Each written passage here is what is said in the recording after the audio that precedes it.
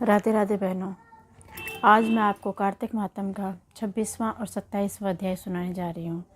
तो कृपा करके 26वां और 27वां अध्याय ध्यानपूर्वक सुने। और अगर आपने हमारे चैनल को अभी तक सब्सक्राइब नहीं किया है तो कृपा करके सब्सक्राइब कर दीजिए और हमारी इस वीडियो को ज़्यादा से ज़्यादा लाइक और शेयर ज़रूर कीजिए। धन्यवाद। राधे राधे। कार्तिक मास महात्म का 26वां अध्याय। श्री कृष्ण जी की कृपा से सबको राह सुनाए। राधे राधे।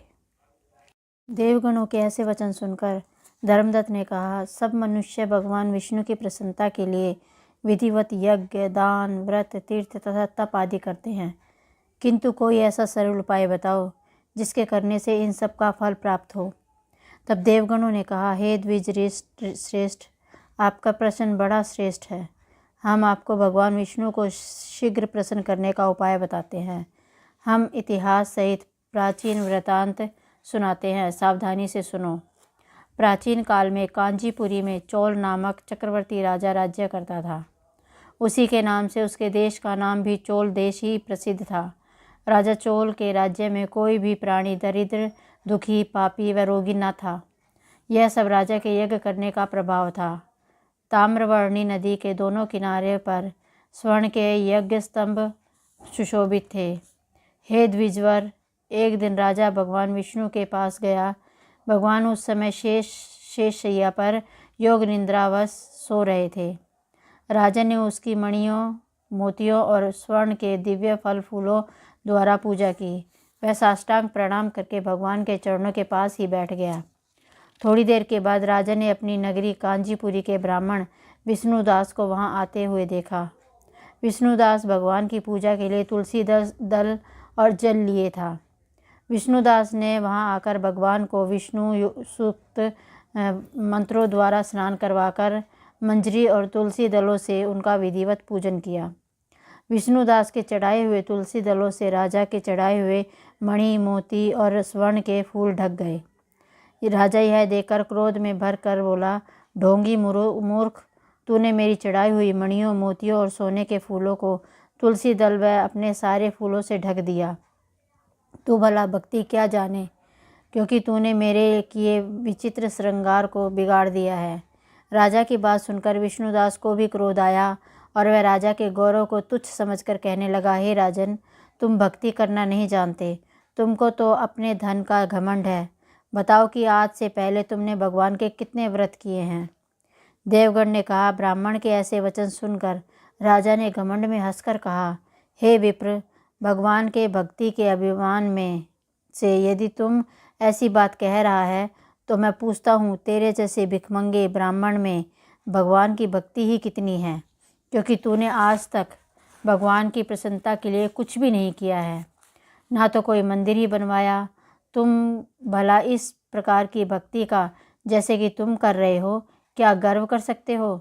यहाँ जितने भी ब्राह्मण बैठे हैं मेरी बात को ध्यानपूर्वक सुने और देखें कि भगवान विष्णु के दर्शन मुझे होते हैं या कि तुम्हें। इसके बाद दोनों की भक्ति के संबंध में आप लोग जान लेंगे। देवगणों ने कहा। ऐसा कहकर राजा अपने महल में चला गया और वहाँ जाकर उसने अपने पुरोहित मुद्गल को आचार्य बनाकर विष्णु यज्ञ आरंभ किया। उसने उस यज्ञ में अनेक ऋषियों, महर्षियों को बुलाया, उनको बहुत सा अनाज और धन आदि दक्षिणा दी। उधर विष्णुदास भी अपने मंदिर में ही रहकर भगवान की प्रसन्नता के लिए व्रत करने लगा। उसने माघ तथा कार्तिक मास के व्रत किए, तुलसी के वन का पूजन किया और एकादशी को भगवान विष्णु के 12 अक्षर मंत्र का जाप किया। वह भगवान को प्रसन्न करने के लिए गीत गाता रहा और नृत्य करता रहा। वह नित्य प्रतिव्रत करता था, भूमि पर सोता था। हर समय भगवान को प्रसन्न करने के लिए एकादशी के व्रत भी किए और उन व्रतों के नियमों का पालन भी किया और उद्यापन भी किया। और इस प्रकार राजा चोल और विष्णुदास द्वारा आराधना करते हुए बहुत दिन बीत गए। 26वां अध्याय समाप्त। कृष्ण नाम का आसरा, कृष्ण नाम का ध्यान। 27वां अध्याय अब लिखने लगा महान। राधे राधे। गणों ने कहा, विष्णुदास एक दिन भोजन तैयार करके भक्ति में तल्लीन था कि कोई उसका भोजन चुरा कर ले गया। लेकिन सायकाल की आराधना हो सके और व्रत भंग ना हो, इसलिए उसने उस दिन दोबारा भोजन तैयार नहीं किया। श्री नारद जी ने कहा, हे राजन, इस तरह लगातार 7 दिन तक कोई दूसरा उसका भोजन चुराता और वह हैरान होकर सोचने लगता कि यह तो बड़ी विचित्र घटना है कि ना जाने कौन हर रोज़ मेरा भोजन चुरा ले जाता है। फिर भी इस देव स्थान को छोड़ना नहीं चाहिए। अगर मैं भोजन बनाकर खा लेता हूँ तो देर हो जाएगी और पूजा छूट जाएगी। अतः मुझे भोजन बनाकर तुरंत खाना नहीं चाहिए। बिना भगवान को भोग लगाए वैष्णवों को भोजन नहीं करना चाहिए। अगर 7 दिन बिना भोजन के बीत गए तो आज का एक और दिन सही। आज मैं भली भांति भोजन की रक्षा करूँगा और देखूँगा कि हर रोज़ इसे कौन चुरा कर ले जाता है। ऐसा सोचकर विष्णुदास भोजन तैयार करके भोजन के पास ही छिप कर बैठ गया। उसने थोड़ी देर के बाद देखा कि वहाँ पर एक चांडाल आया जिसका शरीर बहुत दुबला था। उसके शरीर पर केवल चमड़ी ही चमड़ी दिखाई देती थी। जब वह चांडाल भोजन चुराकर चल दिया तो विष्णुदास ने उसे पुकारा, हे भाई, यह रूखा सूखा भोजन ले जाकर क्या करोगे? घी तो लेते जाओ। ऐसा कहकर वह श्रेष्ठ ब्राह्मण आगे को बढ़ा। विष्णुदास को अपनी ओर आता देखकर वह चांडाल तेजी से दौड़ने लगा। वह ब्राह्मण से डर गया, लेकिन दुर्बलता के कारण दौड़ न सकता था। अतः वह भूमि पर ही गिर पड़ा और मूर्छित हो गया। चांडाल को मूर्छित देखकर विष्णुदास लपक कर उसके पास पहुंचा और अपने वस्त्र से उस पर हवा करने लगा। और इसके बाद उसने जो कुछ देखा उसे देखकर वह आश्चर्यचकित रह गया। उसने देखा कि उसके सम्मुख शंख, चक्र, गदा, पद्म, पीताम्बरधारी, चतुर्भुजी रूप, अलसी के फूल के समान कांति वाले वक्ष में कौस्तुभ माला से सुशोभित साक्षात श्री भगवान विष्णु खड़े हैं। भगवान का दर्शन करके सात्विक भाव से युक्त वह श्रेष्ठ ब्राह्मण उनकी स्तुति तथा प्रणाम कर कुछ कर न सका। वहीं पर सब इंद्र आदि देवता भी उपस्थित हो गए और गंधर्व तथा अप्सराएं आकर गीत गान करने लगी और नृत्य करने लगी। ब्राह्मण उन्हें प्रणाम करने के लिए जो ही उतावला हुआ तो ही वहाँ सम्मुख देव, गंधर्व और अप्सराएं आ गई। विष्णु भगवान ने अपना स्वरूप ब्राह्मण को प्रकट कर उसका आलिंगन किया और दिव्य विमान में बिठाकर उसको वैकुंठ ले गए। दिव्य विमान में ब्राह्मण को विष्णु के साथ जाते हुए चोल राजा ने देख लिया। उसने अपने गुरु आचार्य मुद्गल को कहा कि मैंने जो यज्ञ आदि किए वे सब व्यर्थ हुए। जितनी दान दक्षिणा मैंने ब्राह्मणों को दी वह असफल हुई। विष्णु भगवान के दर्शन नहीं हुए। विष्णुदास ब्राह्मण ने केवल श्रद्धा से भक्ति की। उसके प्रभाव से विष्णु भगवान ने आकर उसको दर्शन दिए। इसलिए भक्ति ही सर्वोपरि है। मुझे भगवान के दर्शन के लिए राजकाज त्याग कर भक्ति करनी चाहिए। राजा के कोई पुत्र न होने के कारण उसने अपने भांजे को राजगद्दी का अधिकारी बना दिया और आप विष्णु भगवान की भक्ति करने लगा।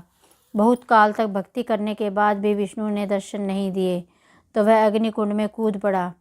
अग्नि में प्रकट होकर विष्णु भगवान ने राजा को गोदी में उठा लिया और कहा कि मैं तेरे त्याग और भक्ति से बहुत प्रसन्न हूँ। उसका आलिंगन कर उसको दिव्य विमान में अपने साथ बिठाकर वैकुंठ को ले गए। विष्णु जी ने अपने समान रूप वाले ब्राह्मण को पुण्यशील और राजा चोल को सुशील नामक दोनों नाम देकर दोनों को अपना द्वारपाल बना दिया। 27वां अध्याय समाप्त। बोलो श्रीमन नारायण नारायण नारायण भजमन नारायण नारायण नारायण विष्णु नारायण नारायण नारायण भजमन नारायण नारायण नारायण विष्णु नारायण नारायण नारायण जो नारायण नाम लेते हैं, जो नारायण नाम लेते हैं भव से पार उतारायण श्रीमन नारायण नारायण नारायण भजमन नारायण नारायण नारायण श्रीमन नारायण नारायण नारायण भजमन नारायण नारायण नारायण। ओम नमो भगवते वासुदेवाय नमः। राधे राधे।